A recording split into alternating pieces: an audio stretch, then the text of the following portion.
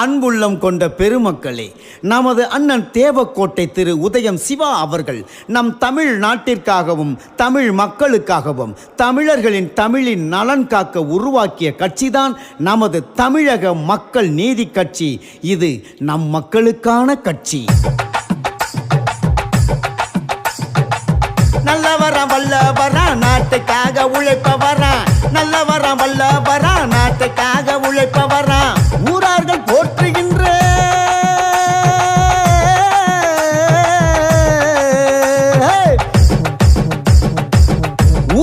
போற்றுகின்ற உத்தமராம் எங்கள் அண்ணன். தேவக்கோட்டை ஊரு இவர் உதயம் சிவனு பேரு, தேவக்கோட்டை ஊரு இவர் உதயம் சிவனு பேரு.